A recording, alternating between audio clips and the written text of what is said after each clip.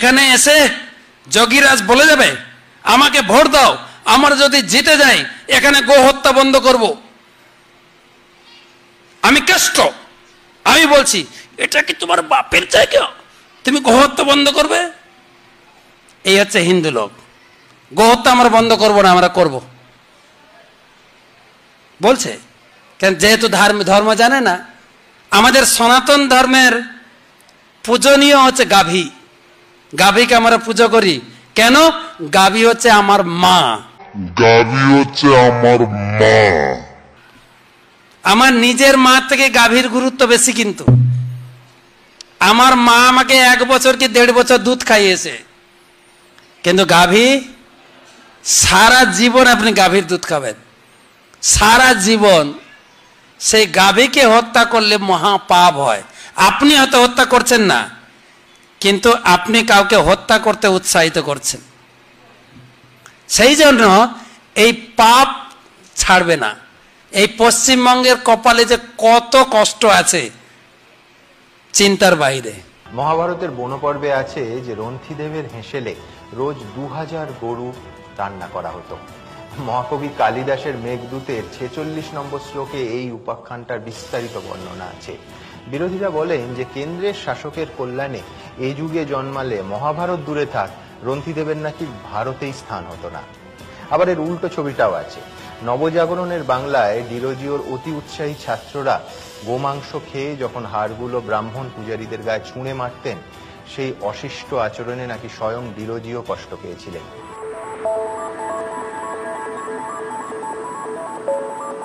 इस्लाम में आप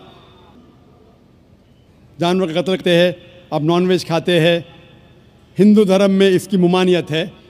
आपका सवाल है कौन सा मज़हब? पहले मैं इस्लाम का जिक्र करूँगा, बाद में इंशाअल्लाह दिगर मज़हब का भी जिक्र करूँगा।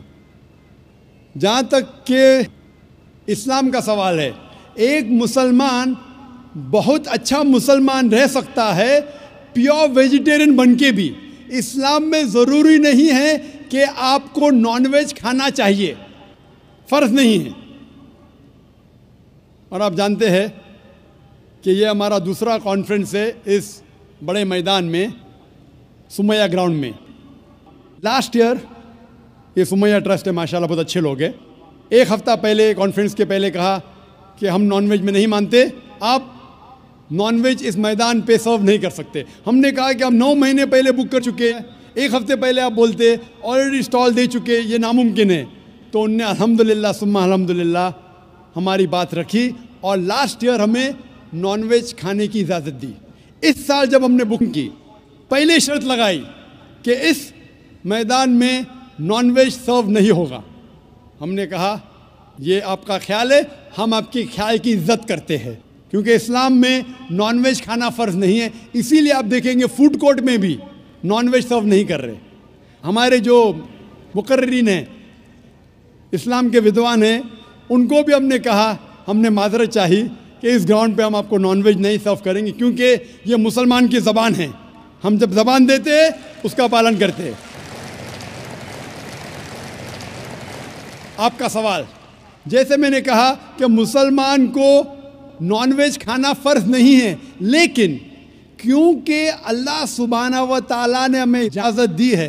कुरान मजीद में लिखा है सूरह माइदा सूरा नंबर 5 आयत नंबर 1 में कि वो जानवर जो आपके लिए हलाल है, 4 पाँव के, जो आपके लिए हलाल है उसको आप खा सकते हैं। लिखा है सूरह नहल में सूरा नंबर 16 आयत नंबर 5 में भी कि वो जानवर जो आपके लिए हलाल है उसका गोश्त आप खा सकते हैं। ये लिखा है सूरह मोमिनून में सूरा नंबर 23 आयत नंबर 18 में भी।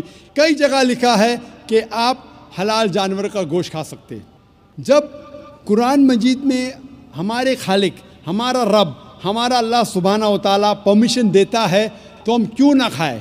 आज की साइंस ये कहती है कि वेजिटेबल्स में टोटल प्रोटीन नहीं है। हमारा जो जिस्म है, इंसानी जिस्म, इसके अंदर 8 अमाइनो एसिड्स नहीं बनते। 8 अमाइनो एसिड्स बाहर के फूड, बाहर के खाने में आना ज़रूरी है।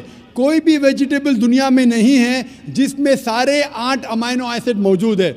लेकिन नॉनवेज फूड में अल्हम्दुलिल्लाह सुम्मा अल्हम्दुलिल्लाह कई नॉनवेज फूड में सारे अमाइनो एसिड जो जिस्म नहीं पैदा करता है, इसे कहते हैं इसेंशियल अमाइनो एसिड मौजूद है।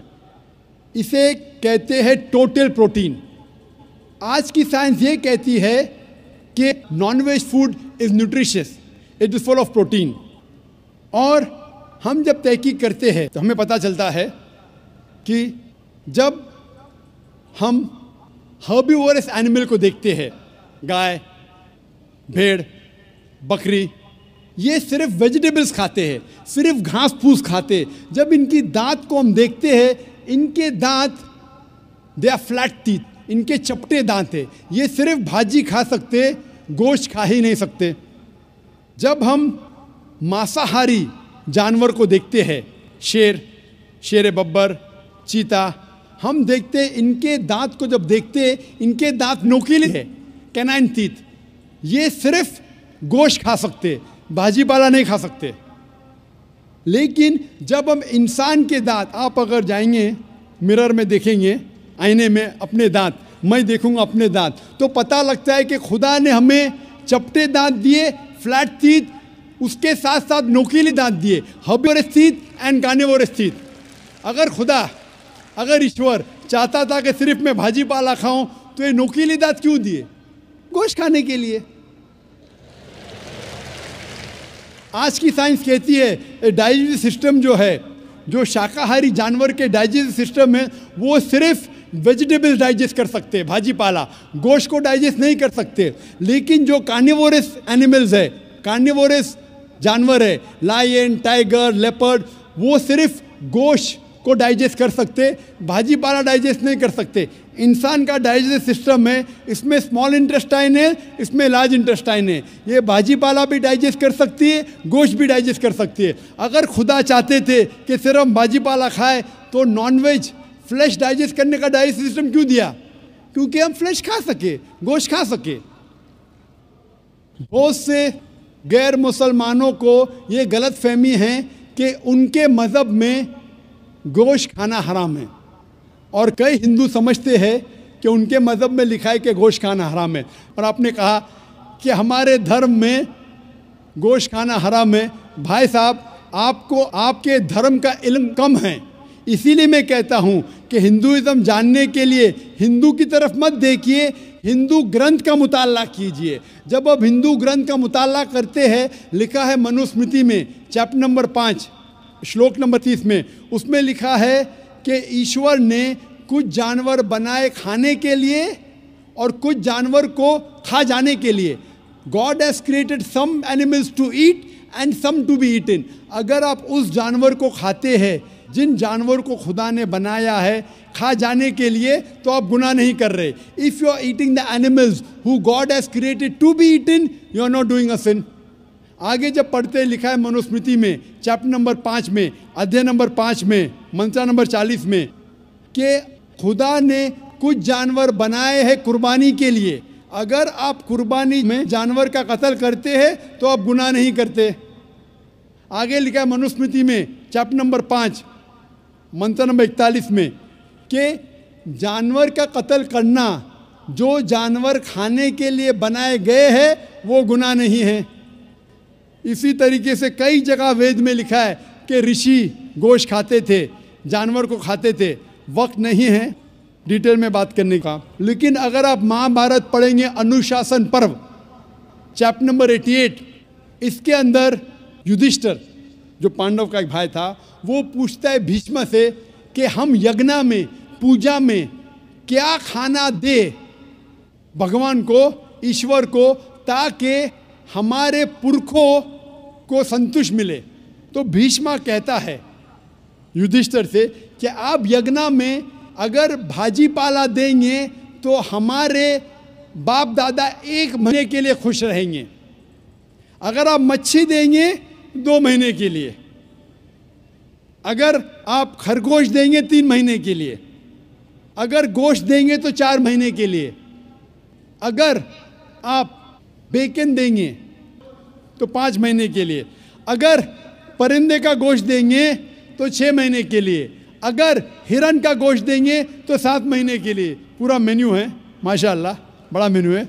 उसके आगे लिखा है अगर आप गाय देंगे तो पूरे 1 साल के लिए हमारे बाप दादा संतुष्ट रहेंगे, और अगर गेंडा राइनोसरस देंगे तो 20 साल के लिए हमारे बाप दादा खुश रहेंगे। पूरा मेन्यू है, क्या चाहते हैं बोलो? मच्छी, खरगोश, क्या चाहते हैं बोलो? ये आपके ग्रंथ में लिखा है, मेरे ग्रंथ में नहीं। हमारे ग्रंथ में सब चीज खाने की इजाजत नहीं, सिर्फ वो चीज जो हमारे लिए हलाल है। इसी तरीके से बाइबल में भी लिखा है आप गोश्त खा सकते। अक्सर धर्म की किताबों में लिखा है कि आप गोश्त खा सकते हैं। आप मेरा अगर एक डिबेट देखेंगे जिसका मौजू था, is eating non vegetarian food permitted और prohibited for a human being? क्या इंसान के लिए गोश्त खाना हलाल है या हराम है? और मैंने डिबेट किया था एक जैन के साथ जिसका नाम था रश्मिबाई झवेरी। वो इंडियन वेजिटेरियन कांग्रेस का सदर था, प्रेसिडेंट था। वो दुनिया भर घूमता है बताने के लिए कि नॉनवेज हराम है, और उसने मुझे चैलेंज किया। मैंने कहा भाई आपस में बैठ के बात करेंगे। नहीं नहीं, पब्लिक में चैलेंज किया, डिबेट करेंगे। मैंने कहा अच्छा आ बेल मुझे मार। तो मैंने कहा ठीक है भाई, पब्लिक में। बोला मैं लोग को लेके आऊँगा। मैं बोला लेके आओ। तो पाटकर हॉल के अंदर 1998 में तकरीबन 10 साल पहले डिबेट किया। वो देखेंगे सारी डिटेल्स है। लेकिन हिंदू मज़हब की किताब में ये लिखने के बाद कि गोश्त खा सकते, फिर भी कुछ हिंदू शाकाहारी क्यों हैं, वेजिटेरियन क्यों है? क्योंकि वो मुतासिर हो रहे थे बाकी फ़लसफ़े के साथ जिसमें कहा गया है नॉन वायलेंस। और कुछ जैन मानते कि ईटिंग नॉन वेज इज़ हराम, इज़ प्रोहिबिटेड। और हम जब पूछते क्यों जानवर का गोश्त खाना हराम है, तो वो कहते हैं कि घास और भाजी पाला के अंदर ज़िंदगी नहीं है, जानवरों में ज़िंदगी है। जब आप कोई ज़िंदगी लेते हैं, किसी का कत्ल करते हराम है।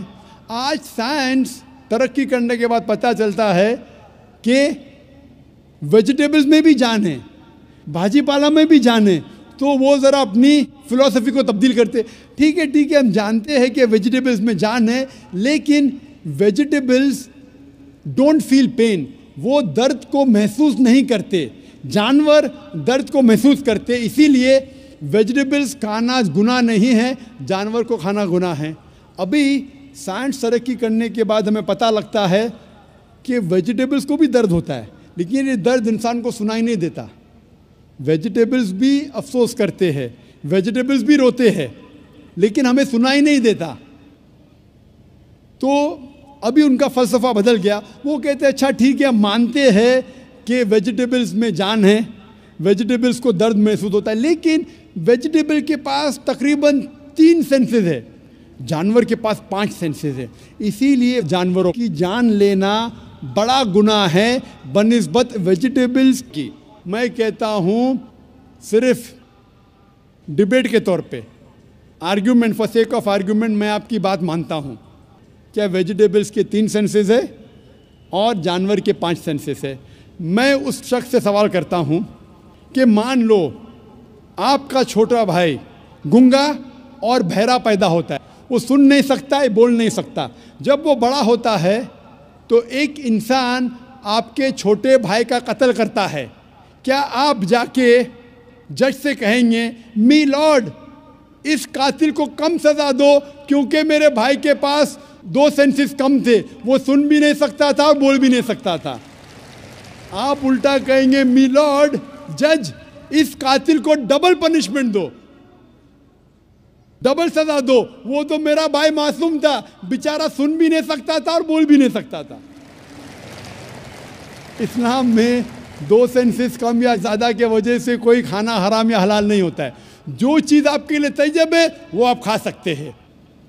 इसी तरीके से कई वजह। लेकिन अगर कोई नॉन मुस्लिम मुझसे ये कहता है कि मैं वेजिटेरियन हूँ, मुझे कोई गिला शिकवा नहीं, आपको नॉनवेज पसंद नहीं है आप मत खाइए, लेकिन कोई नॉन मुस्लिम, कोई गैर मुसलमान, कोई हिंदू मुझसे कहता है कि आप जानवरों का कत्ल करते हैं वो गुनाह है, तो मैं उनसे कहता हूं इस बात को मैं तस्लीम नहीं करता हूं। आप अगर गोश्त नहीं खाना चाहते हैं, मैं आपसे खुश हूं। अगर हिंदुस्तान में सब गैर मुस्लिम गोश्त खाने लगेंगे तो गोश्त का भाव बढ़ जाएगा। तो मुझे कोई गिला शिकवा नहीं अगर गैर मुस्लिम गोश्त नहीं खाते, लेकिन अगर मुझसे कहते हैं कि गोश्त खाना गुनाह है तो मैं ये जवाब देता हूँ। अभी आपको संतुष्ट हो चुका होगा कि साइंस के मुताबिक, आपके मज़हब की किताब के मुताबिक, कुरान के मुताबिक गोश्त खाने की इजाज़त है सारे इंसान को। Hope the answer the question.